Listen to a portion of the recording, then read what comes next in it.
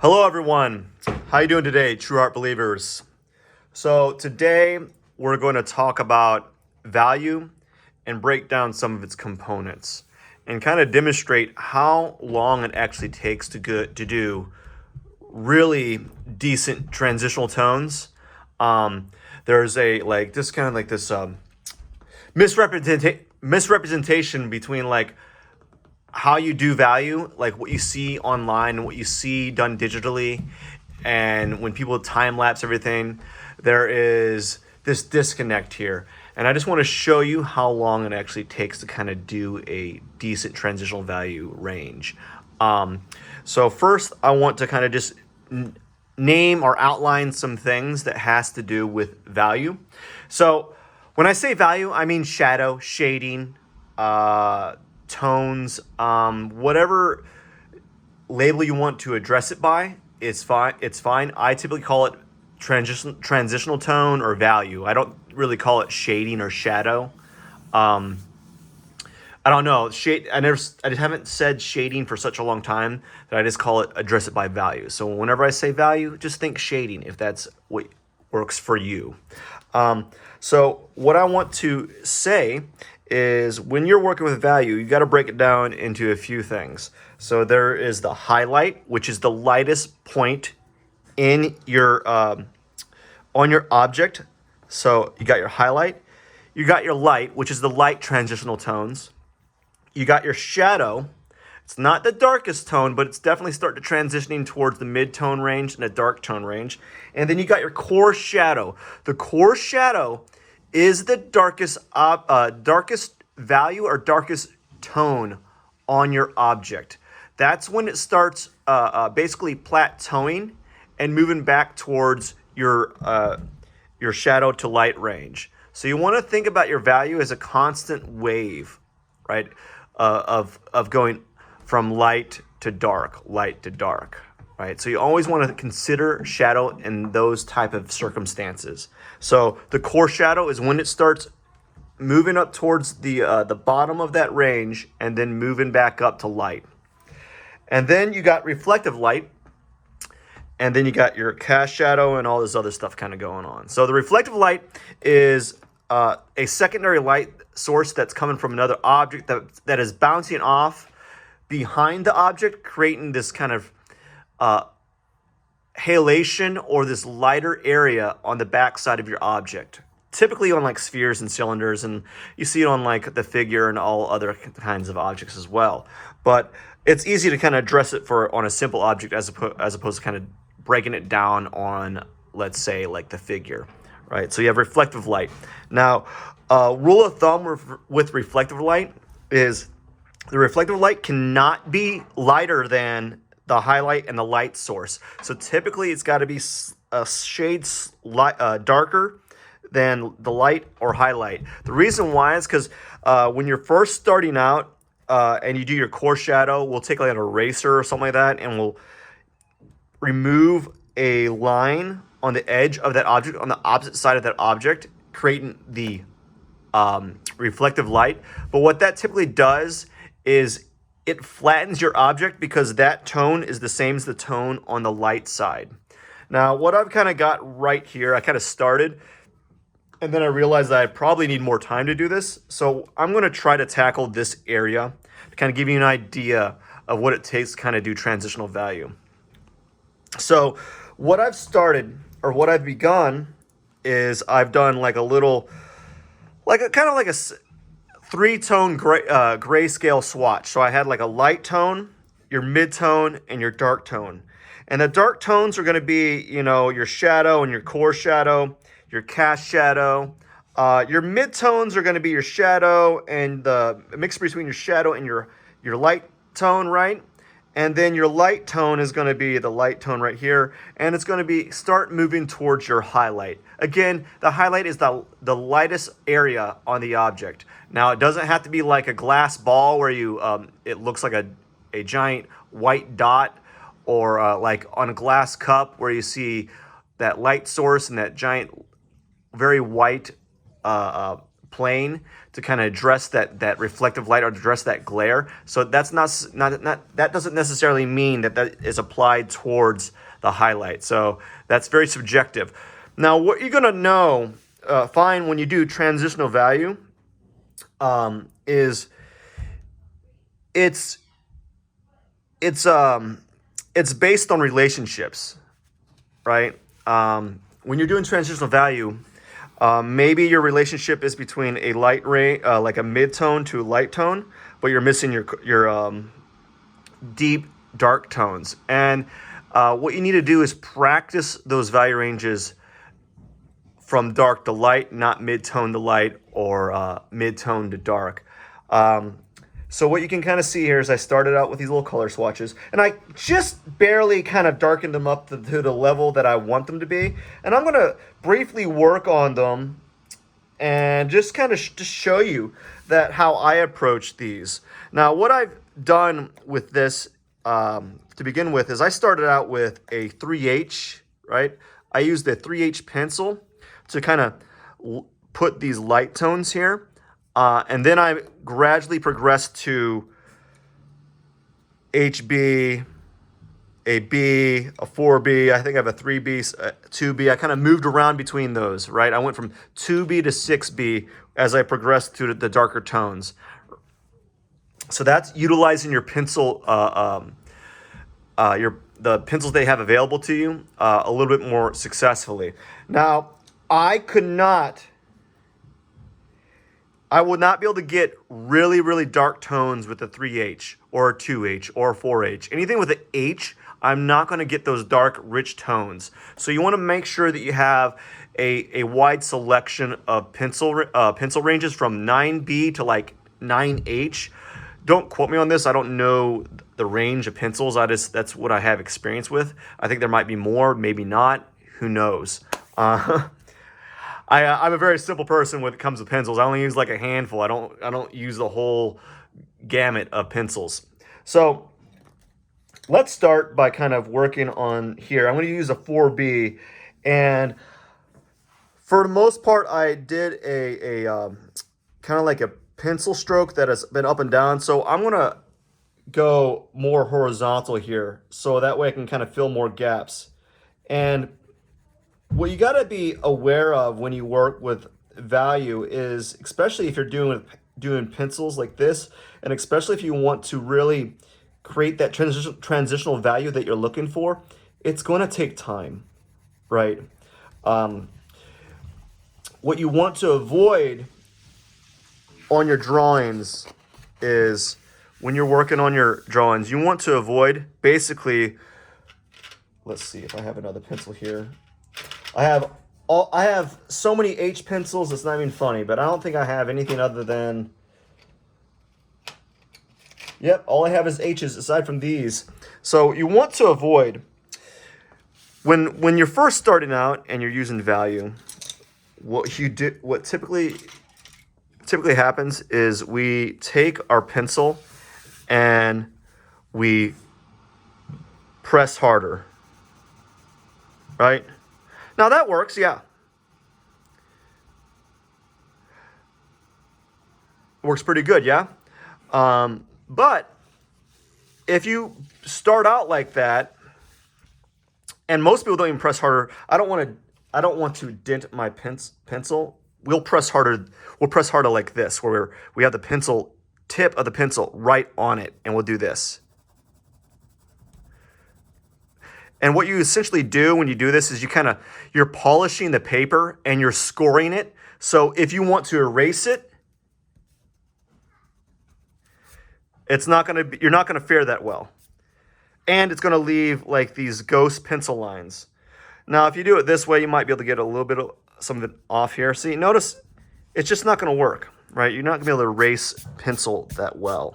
But I digress. I just wanted to mention that you don't want to initially press harder just to get darker on your value range, right? So that's why I always err on the side of caution, especially if you aren't experienced with this. I err on the side of caution, and I suggest everyone to slowly build that value up. I know.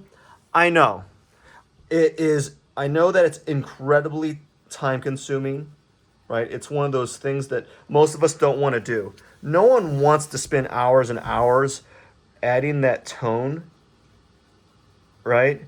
But the thing is, at the end of the day, you're going to have a really nice fleshed out value range. So as you can see, very slow, you know, and I'm not pressing harder. I might be adding a little bit more pressure each time. What you want to consider doing when you're doing value like this is don't necessarily press harder, but be a little bit more mindful of what pencils you're using. So I'm switching from a 4B to a 6B so I can get my tone slightly darker here, right? And I'm not necessarily pressing harder. It's about the same amount of pressure per square inch, I guess. I don't really know how much, I can't really gauge how much pressure I'm applying to the pencil here, but I'm using the pencil to my advantage. So you want to consider using a B pencil all the way up to 9B so you can get that value range that you're looking for. I know it's a very slow process, and I get that. I know. I mean, I get it, and it's just going to take time to really flesh out that tone. So notice that I spent a few minutes on that, and that's just to make that square look more vivid, more dark, right? So now what I have here is I'm not even going to bother the mid-tone here.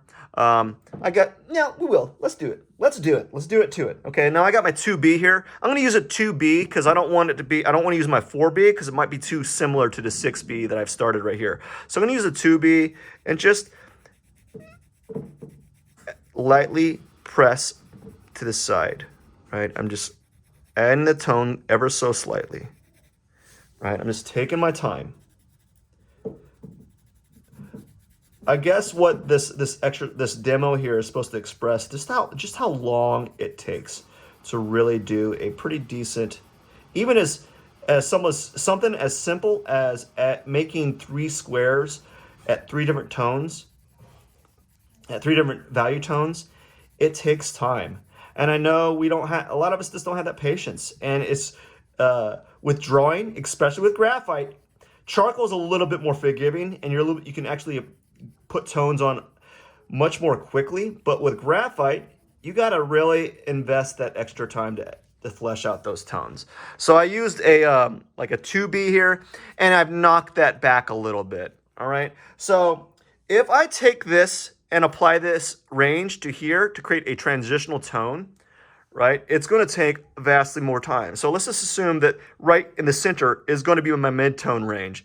And right here is going to be my light tone. So going back to this example, we have our light tone, mid-tone, which would be your shadow, and then your dark core shadows and your dark shadows, which would be mid-tone or less or lower or darker, right? So this is going to be right here. Your mid-tone is going to be something like this, and put it right here. And then you're going to try to create that transitional tone between the top and bottom, right? And that's difficult. It's easier said than done. Right, so what I'm going to do is I've already kind of used my 3H on here, and we're going to try, always mix up my pencils. So I already used my 3H here, so I'm done with this pencil. I'm not going to use it for this tone, to create this tone. I'm not going to use this HB because I didn't sharpen it. So the closest I have is a B, and I'm going to use that. I'm going to start from the center and build out from top to bottom and see how that goes. So again, very slowly, just applying ever so little pressure, right? Again, I know many of you that are doing this have the ability to do it quicker, right? Or even kind of fake it. But if you're not able to do a transitional value scale that isn't like sensitive to the minute transitional tones, it's going to be ever more difficult to make more realistic objects. Or if you want to make realistic objects and you're trying to find a way to kind of expedite the process, you're going to be for a wake-up call. It's just not going to happen, right? So what I'm doing is I'm kind of establishing the center right now, the mid-tone range. and using that as a gauge for what I'm going to do with the rest. So I'm going to move down to the right side, which signifies my dark tone here. Again, very slow process.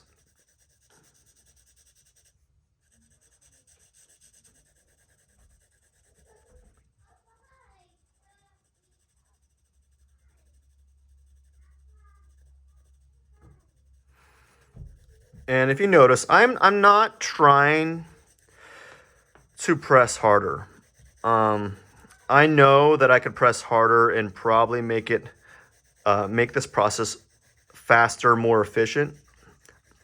But my main goal is to focus on getting those tones or getting that transitional tone the way that I want it to be. And as much as you want it to go quicker, it's just not always possible.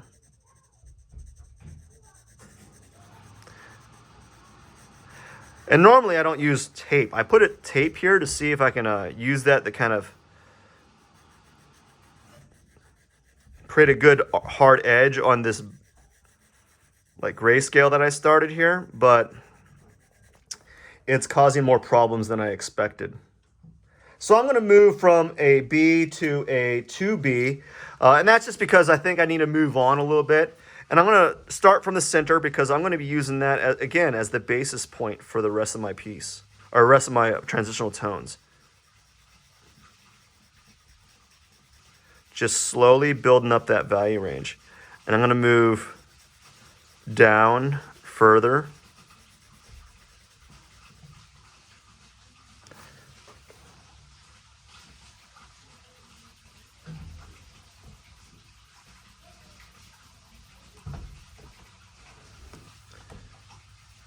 So around this point, I'm going to apply a little bit more pressure.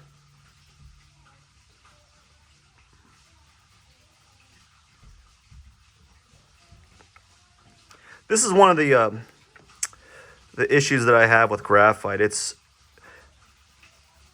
an incredibly slow medium when you want to create transitional value or have a good fleshed out value range. Especially if you're doing what I like to call direct transitional value. What some people tend to do is they'll take this pencil and then they'll get like a blending stump and they'll blend the areas around. And I find that to be not necessarily cheating. It's a good tool, but I think it's best to be able to learn how to manipulate the pressure with your own hand as opposed to using a secondary tool. And I'm not against using a blending stump, but I think you learn more, and you learn more about how much pencil pressure you're applying.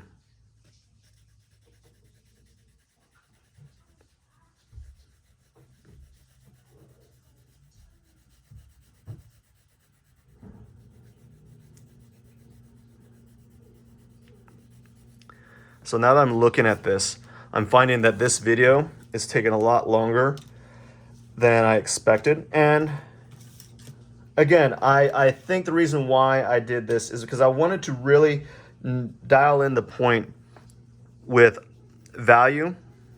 So I think I got this where I want it. I'm gonna kind of bridge the gap here between the light and dark a little bit. Try to be extra sensitive to this area.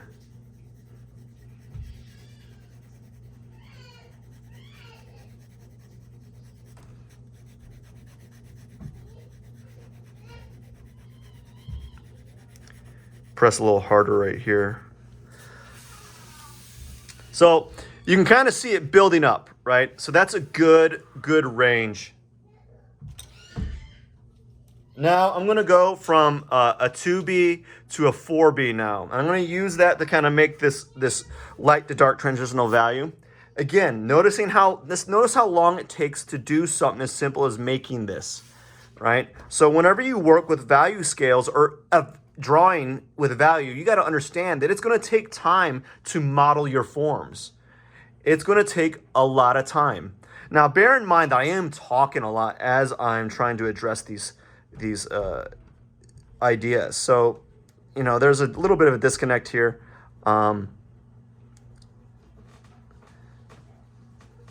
So keep that in mind when you're looking at this. Again, very slow process.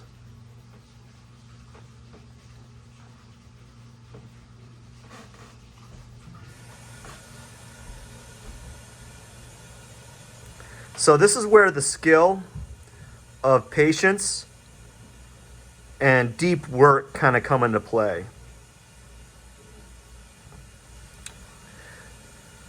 To have the ability to focus on one thing for extended periods of time is very good, especially for an artist, right? If you can't focus on your drawing or focus on applying these tones for extended periods of time, and your main primary goal is to become very adept at drawing realistically, then you're going to have to practice your ability to have patience.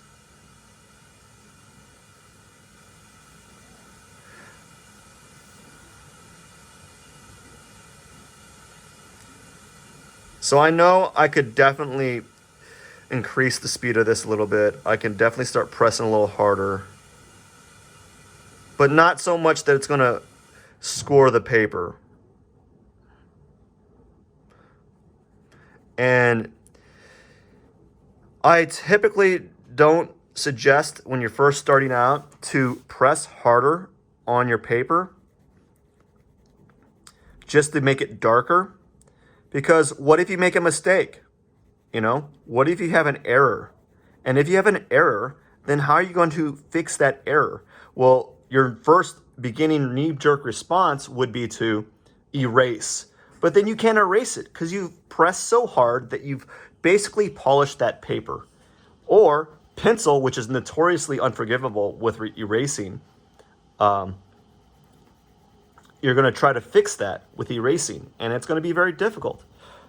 I say notoriously unforgivable. Like, that's just my experience.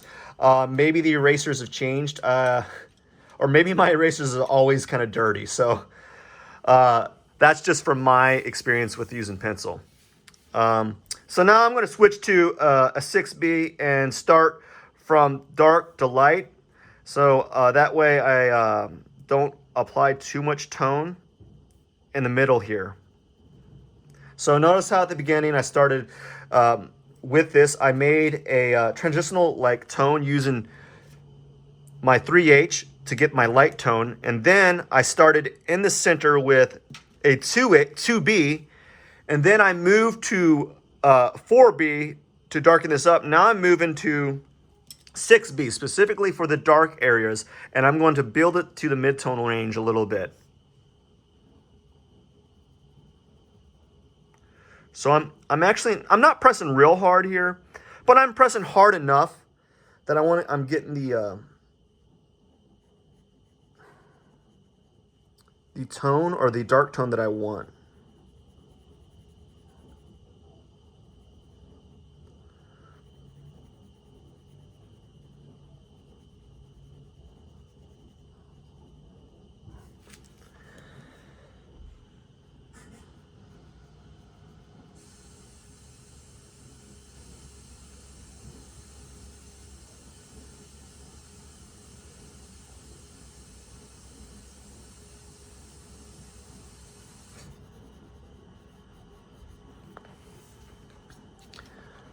So that's pretty good.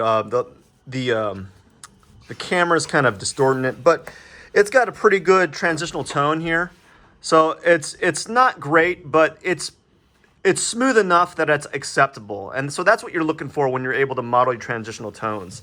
So we're going to move forward a little bit, and for the next few minutes, we're going to try to apply these principles to this sphere here. Okay? So just like before, what I've done is I've already kind of toned it out a little bit using the 3H pencil. Now, since I don't have any other pencils available with me for at the moment, I'm just going to jump right in and use a 2B, and I'm going to just be very mindful of how much pressure I'm applying. So as I said, this is basically a macro, large version of this. And we're going to try to apply these principles. So we're going to try to create the transitional value. We're going to start with our light, which is right here. We don't need a highlight, not at this point. We're going to get the shadow, which is going to be our transitional tone between light and mid-tone. Then we're going to go from shadow to the core shadow, which is going to be from mid-tone to dark tone, and then you're going to introduce the reflective light. What you can do to introduce a reflective light is you can just simply keep, you can knock this tone back a little bit. And as I stated at the very beginning of this kind of little lecture or demo, you can keep this tone like this and have it slightly darker than this side. And once you add that core shadow on the bottom left side here, it's going to create the illusion of reflective light. So just like before, it's a very slow process.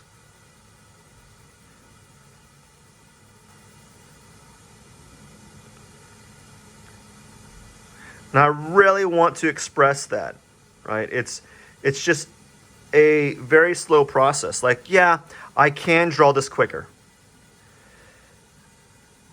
Right? You can do this. It is possible. But I'm trying to be a little bit more mindful in this example here. I'm trying to express the idea that you want to have a fine amount of control over your transitional tones. Okay, so I kind of got an area that I wanted. So now I'm going to start pressing a little bit harder, applying a little bit more pressure to kind of build up that core shadow area that I'm working on, right? And as you can kind of see, I'm not going all the way to the edge because I want to kind of give the illusion that there's reflective light there, and so I don't want to overly apply pressure and not be able to take that back. I don't want to have to erase. I like to avoid as much erasing as possible.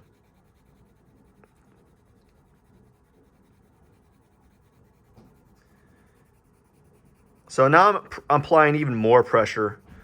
And if you notice, the way that I'm drawing, I'm not drawing like this, right? I'm not drawing comic characters. I'm not drawing, cartoons.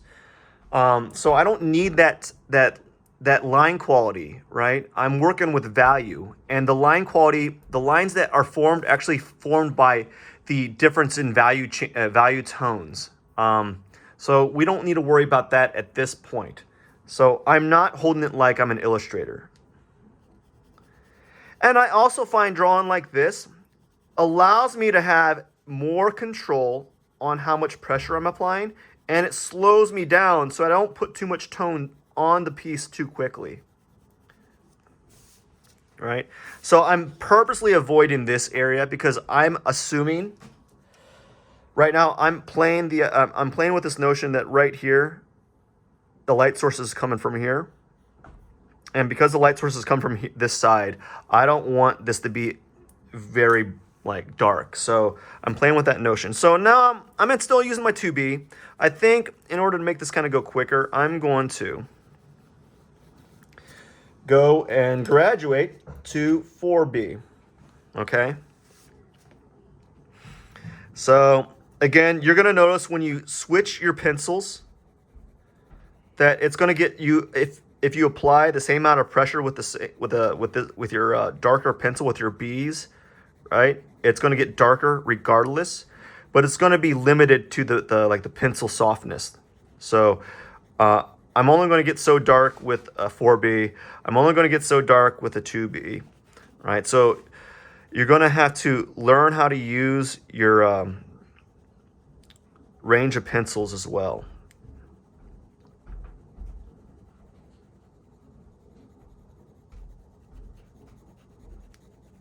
I'm applying more pressure on the sphere here, and I'm trying to create the illusion of a core shadow.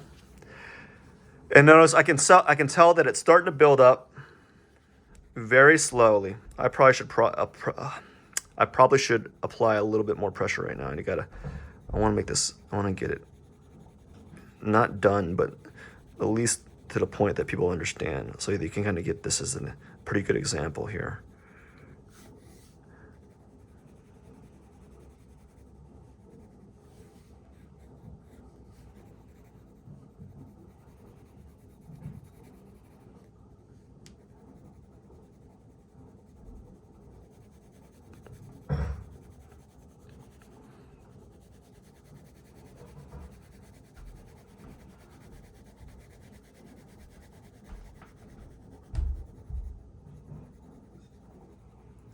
Now, really, detail, hyperrealism, and realistic paintings and drawings and all that sort really is just a skill that pertains to just being really patient. So all that detail that you see is not just because they're really skilled and have great ability to manipulate the line and value, but also the artist has the skill to invest time and just wait, because it takes time. And that's one of the biggest things I want to express with this, right? I'd rather have a drawing that has good transitional value and take a lot longer than the one that has okay and took half the time. Especially if I'm making a drawing that isn't a sketch. Like if we're doing a sketch, okay, that's different, right? We're doing some warm-up drawings, right? So I want to do a little bit of a sweep right here to kind of create the illusion of a hard edge with the coarse shadow.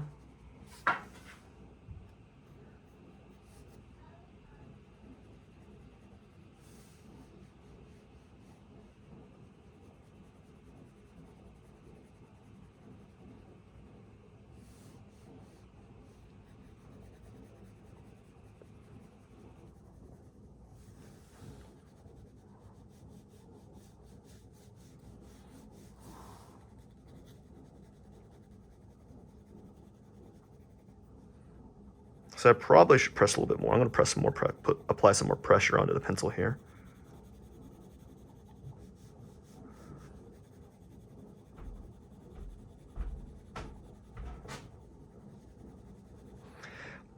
So on this, you can kind of tell, but I've been being very relaxed on this line here, on the reflective light. I've been trying to avoid applying my pencil marks past a certain point, past essentially the coarse shadow, because I want to express that to the best that I can, or at least given the time frame that I have here.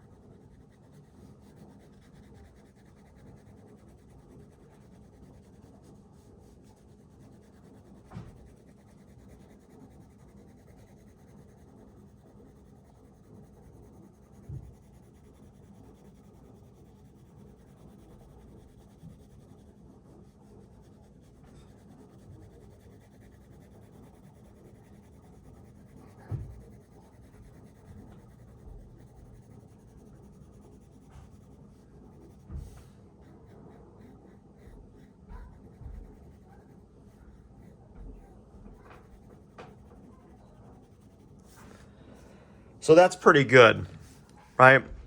So you got your highlights right here, you got your light source, and it's just a slow process. It just takes a lot of kind of like layers, essentially. You're applying like a base layer of graphite, and then you're applying another layer of graphite over and over again.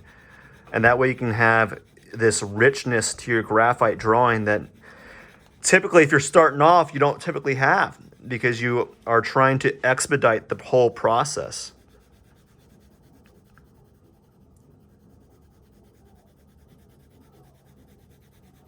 So what I like doing is that when I do this type of drawing, it's really nice to see like the slow buildup. I find that fascinating. Some people might think it's like watching corn grow or watching paint dry, but I like seeing it kind of slowly build up.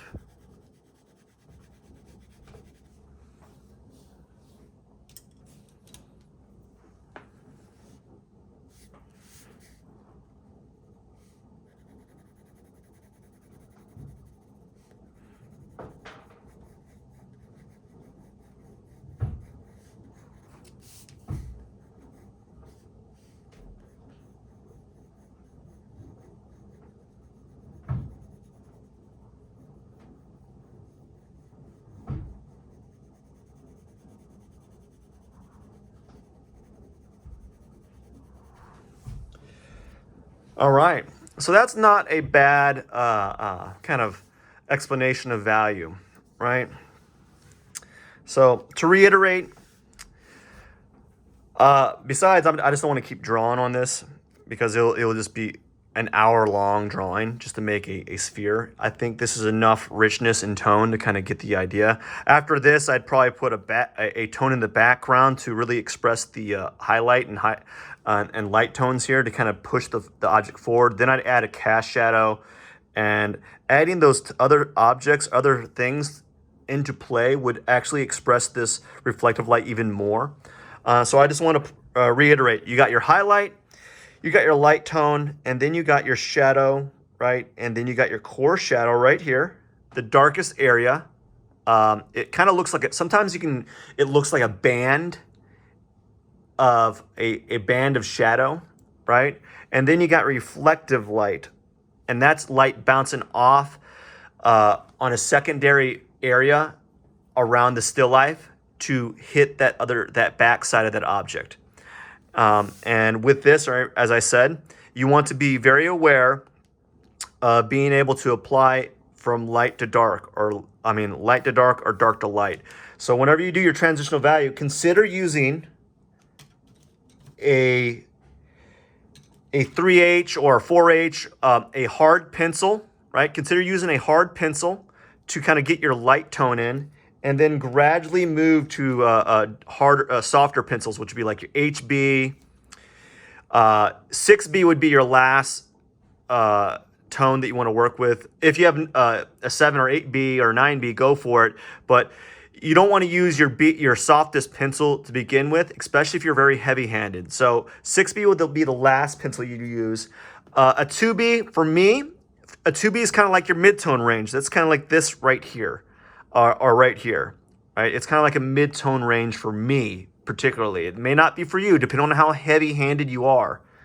And 4B. So, of course, there's B, 1B, 2B, 3B, 4B, 5B, 6B, 7B, 8B, 9B. But I typically jump in intervals. So I kind of go 2, 4, 6, or 8. I don't really go I don't go by every pencil. I usually go by every other pencil because I think there's a good jump between each one. Again, that's all up to you and how you decide on making your transitional value tones. So that's all I wanted to kind of express. As you can see, this video is almost 40 minutes long. And I just wanted to show you that it takes a lot of time invested to fully flesh out your value ranges, right? So bear that in mind when you're working with value. Okay, thank you. Have a wonderful day.